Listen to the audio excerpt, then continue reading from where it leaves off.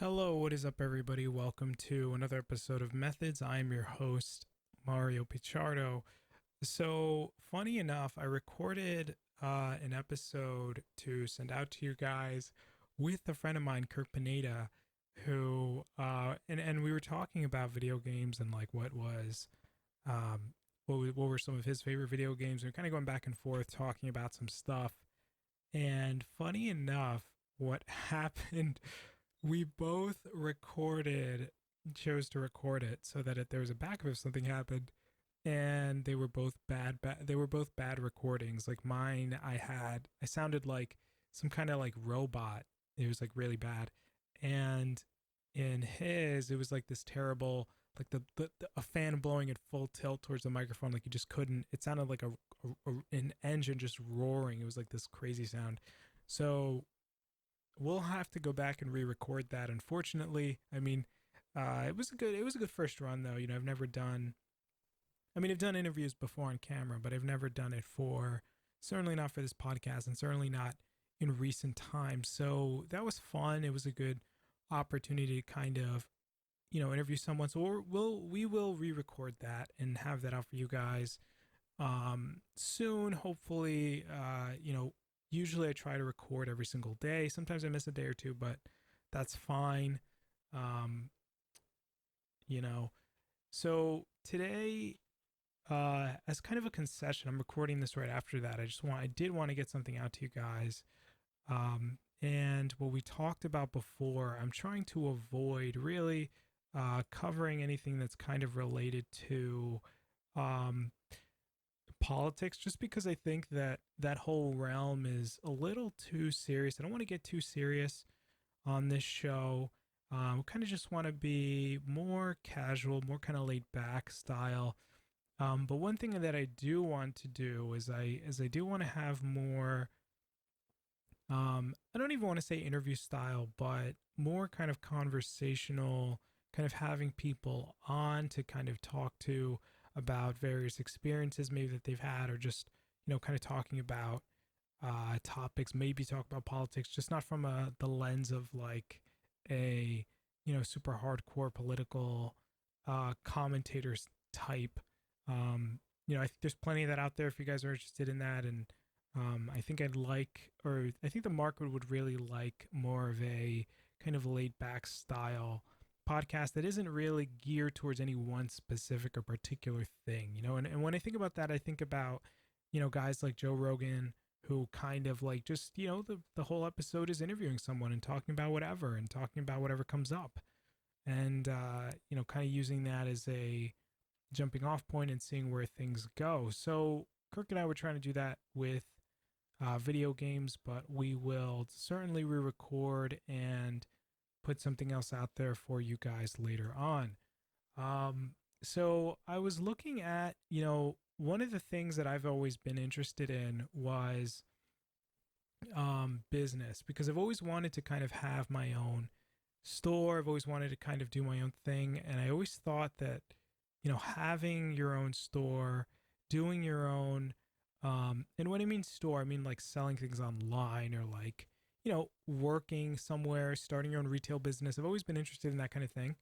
Um, and, when I'm online right now, I'm trying to do an e-commerce thing, and I just see all these products. And, it's crazy because I never thought that people would want to work for someone else. And it wasn't until kind of later on, when I matured a little bit more, that I realized, well, a lot of people are comfortable where they are, and not everyone necessarily needs to work for themselves.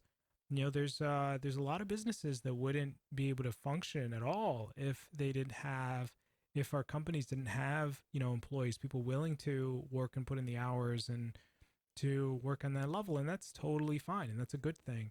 I used to think that anyone who didn't really want to start their own business or have their own thing was kind of like copying out in life. But no, that's not necessarily true. Uh, I look at it as I think that sometimes we have to do things for responsibility's sake, right?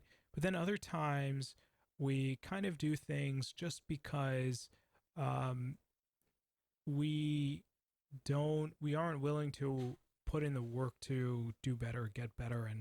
And so when it comes to politics, it's kind of why I get upset when people kind of point the finger at the rich person and yell at them like they hate the rich person, because they'll say, "Oh, well, this person, we don't have any money because they took it all." And it's like, well, no, you know, they have all that money because they provided a lot of value, because they started the business, because they run the business, because they um, put themselves in a position where they were able to provide tremendous amounts of value to the people. And now, is that always true? Not all the time, for sure. It's not always true, but I think that when we come from a place of envy of what other people have, it kind of puts us in a bad spot, right? I mean, if we're living an envious life, or we're saying we're blaming other people for the things that we don't have, well, that doesn't really give us any power to kind of improve our own lives. And like I said before, I don't want to let this thing get too political, but you know, from a standpoint of starting a business, you know, that's always been something that I have never wanted to involve myself in terms of I wanted to know that whatever I earned or whatever I got was a result of my own, you know, my own effort, my own ability, that I didn't have to, in other words, blame someone else for the things that I don't have, you know. And that's not to deny the fact that, well, in history, there have been people who are affected by, you know, historical events, you know, that put certain people at quote unquote disadvantages compared to others. Um, and I can understand that there's a group of people who want to rectify. Look, I mean, I don't think there's anyone who is a right-minded person who doesn't want to give everyone, especially in America and Western society, an equal opportunity to succeed. Okay, I don't think that there are too many people that don't want that. Um, but the problem is, and this is the furthest we'll go into politics because I really don't want to get too much into it. Um, but there is a group of the population that is more so interested in, um,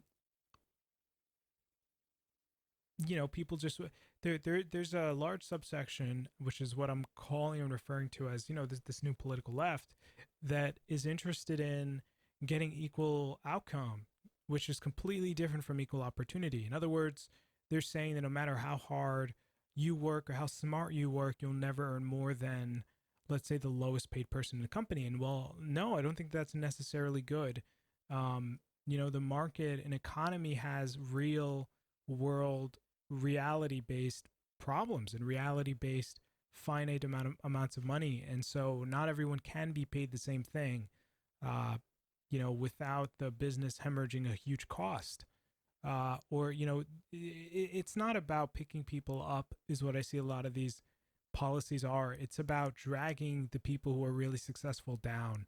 And I think that that's what a lot of what history will show us. But anyway, I don't want to get too much into that side of it. It just kind of happened by the nature of our conversation. But so, you know, I've always been someone who's been interested in business and doing businessy things. And, uh, you know, so I constantly am thinking about my life in terms of where I've spent my time and, you know, what I've been focusing on. And, you know, there was this interesting study in a book. It was called, it was one of the books, it was a behavioral economics book. And it was talking about a research that was done particularly around money. And what they found is that, you know, if someone was something about, you know, if the topic at hand was money, right? I'm gonna paraphrase really a lot right here, but if there was a conversation around money, or if money was used as a primer, in other words, money was something that influenced behavior. That's what primer is. Something that happens beforehand that influences later behavior. Um, when people were primed by money, or thoughts about money, or thinking about money, they tended to perform in ways that were they tended to be more selfish. They tended to be more independent, and I think, you know, that has a very interesting implication, that people who focus on money tend to be more selfish than other people, that they tend to focus a lot more on themselves or making more money, as opposed to people who are otherwise not primed for money tend to help other people more.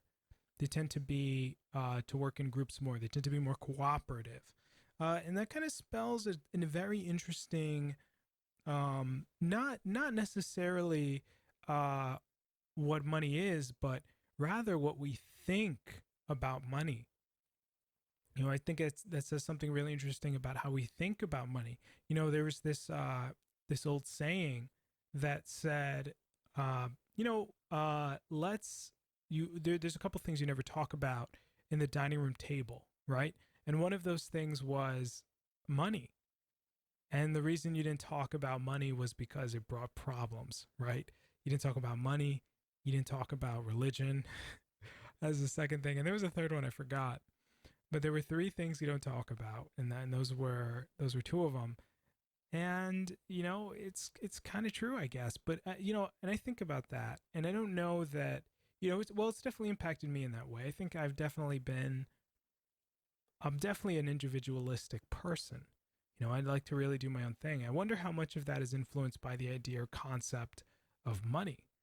Because it's interesting. I wonder if that's culturally kind of this thing that happens, or maybe not. Maybe it's a very human thing that if you focus on generating more and more income, you tend to be more you tend to act in ways that are more individualistic, more selfish. But at the other end of that, rich people also do give a lot more than people from other groups or from other denominations or things like that. So yeah, I mean, when you I don't know, and maybe part of it is that money does affect people in some kind of way that does make them like that. Uh but I always thought people should start their own business. I always thought it was something that was like, oh, like why else would you want to do anything else? And when I entered the actual workforce, after college, still working on something on the side, uh it kind of now, see, I don't work at the most fun workplace. I mean, it definitely does the job. Don't get me wrong. I am grateful for the opportunity that I have, for sure, to work where I work. But you can kind of, tell that it's not, people who work where I work aren't the happiest people in the world. It is one of those places that is, well, it's a job, and the job has expectations of you, and you may not get you may not feel appreciated all the time, but it's something that, well, pays the bills. And for a lot of people, working where I work is a place that's relatively close to where they live. um, but I always looked down on that. I kind of always said, and I've been in the workforce for close enough to 2 years now, and it's funny. I'll say this: when you go from being in college to, from being in school all your life to going to the workforce, especially today, kids get so coddled, and especially in college, like, uh, you don't really ever see the fruits of your studies, because when you get out into the real world, especially if you do like a technical based uh job like I was trying to do, you really have to have real work experience. It really is all about the internships, from what I've learned, because in school a lot of what you're learning is theoretical. You're not doing a level of work that someone's necessarily going to hire you for. A lot of the work that you're doing is really more so to kind of look and say, hey, I did this. Can I get a better grade on this now? So, and then the real world can be tough that way. It's not necessarily the easiest thing, but, uh, it pays the bills for a lot of people, and that's fine. And, that's all good and dandy. So I always thought, but I never wanted that. I always thought that I should start my own business, do my own thing, have uh, my own, and because it's also really easy to do that today. You can get on any sort of, like, a lot of people who do something on YouTube. I mean, it's not necessarily as easy as it used to be on YouTube, but people can. There's a subset of the population that can get away with just getting behind a camera and recording, and doing that. And it can be tough because you may not think it's a lot because you're just recording a video, but when you have to do one literally every day, or have something, make sure something's going live every single day, that can feel like a lot. It can feel taxing for sure. But when you have, uh, that is a viable thing. You can actually, if you're lucky, be one of the top people who is literally making money off of talking into a camera. There's another subset of the population now that can actually make millions of dollars from playing video games. Like the guy who won the Fortnite $3 million thing. Everybody would laugh and say, "Oh, he's trying to play video games. You never make that into a living or anything like that." Well, that guy did it. Now, that's certainly not everybody. Will that work for the majority of people? Definitely, definitely not. I mean, you really do have to be at a certain competency to achieve that. But it still kind of speaks for itself. You have to have a certain level of ability to be able to hit that kind of performance level. But there's a subset of the population that can do that. And it's interesting, to see us moving into more of a, even with the development of the internet, it's interesting to see our society go into the direction of being of a service based, like subscription model based economy. Now, I don't think that's necessarily a good thing because I do think we need a lot of manufacturing jobs, particularly in the United States. But it's interesting to see from the perspective of user choice. Like a lot of people are tuning out of CNN for various reasons. They don't like the coverage of a lot of the mainstream. They think that a lot of the mainstream's anti-president of the United States. And, it's interesting to see what that says about our economy, because there used to be just a couple news networks, for example, or a couple shows you can watch on TV. Now people are going to the HBOs, the Netflix, what's the new one that's about to come out? Disney Plus, to watch whatever they want, and they can just watch the one show, and that's pretty cool, man. I mean, we're drowning in choice. It's also tough because it means that there's a lot of easy ways to get distracted, even though you can access everything. Well, because you can access everything at a click of a button. I mean, even me recording this podcast, I can literally just press a button and start recording, and then press another button and literally upload it for potentially anyone who has internet access to see it. I mean, that's pretty amazing. That's pretty amazing. So we've come far, really, really far. I'm sure we have a lot further to go. I'm sure the military has a lot of super advanced, compared to what we have access to now as consumers, technology and things like that. But we've come a pretty long way, and that's actually pretty exciting considering, the days of what we describe as, inventing fire and kind of living in huts and stuff like that. So the developments of us as a society are really, really cool, and it'd be great to see. And something I'm excited to see is well, where does it go next?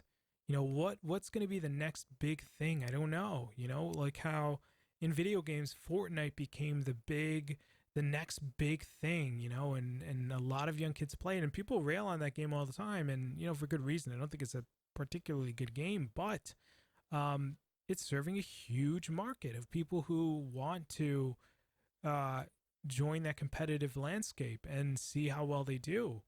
I played a fair amount of PUBG, Player Unknown Battlegrounds, which is another game in the same genre, and that was fun. It's the tension. It's the feeling of not knowing if you're gonna make it, if you're gonna do it, if you're gonna be the person that defeats everyone else. But it's fun. So whatever it is, there's some industries that we know never really change too much.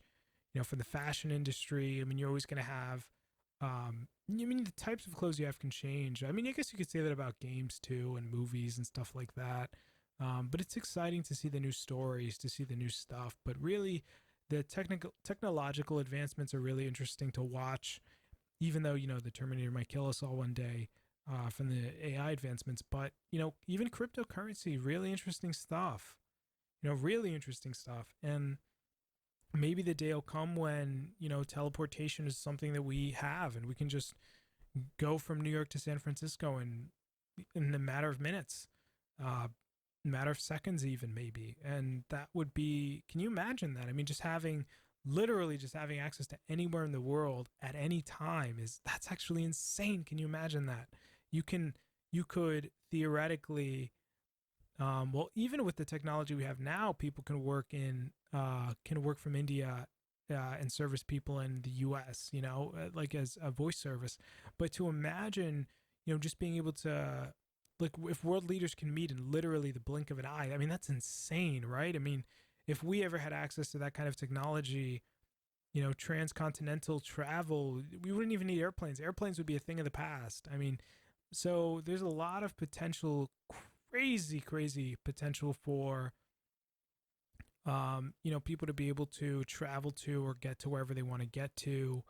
The technology is really exciting right now. But what else is interesting is how quickly or how well our human kind of nature is able to keep up with that, because as humans, we really think in terms of a finite set of ideas or rules, right? I mean, we really don't understand humans. If you wanted to get back far enough, we're used to living in tribes, right? So when you had social media pop up, when you had Instagram and Facebook, it did this weird thing where we thought it would connect us more, but it seems like what it actually did was push us further apart, and where people were more focused on posting interesting, popular stuff online than they were meeting face to face for whatever reason. And then you had Netflix and you had Hulu and these entertainment hubs that gave you all the videos, all the movies, the YouTube, all the content you could really want to consume about anything you'd want to ever listen to. And you can tailor it to exactly what you want. And it's funny that we didn't understand or we didn't realize or see ahead of time how much social media would actually, while we thought it would bring us closer together, would actually do the opposite and bring us further apart and make us more kind of separated from one another. And I think that that's like super interesting, because who could have anticipated that would have been the outcome? And so to see, it'll be interesting to track and to see how well our human nature is able to keep up with technological advancements, and to see how it will affect us, as real people. And I don't think that it'll be a particularly, bad kind of thing. And I'm not saying that at all, but it's just an interesting, definitely a fascinating thing to pay attention to. I think that, as humans, we have a very interesting world ahead of us, especially considering that just now we're starting to get, really high bandwidth internet connections. And I'm super interested to see where it goes from here for sure. Because I think that there really is a lot out there, a lot that's possible. And it'll be interesting for sure. I mean, we even have things like nanobot technology and stuff like that. But anyway, guys, I just wanted to be able to record something for you. Unfortunately, I wasn't able to get that interview kind of conversation that I was going to have going with my buddy Kirk.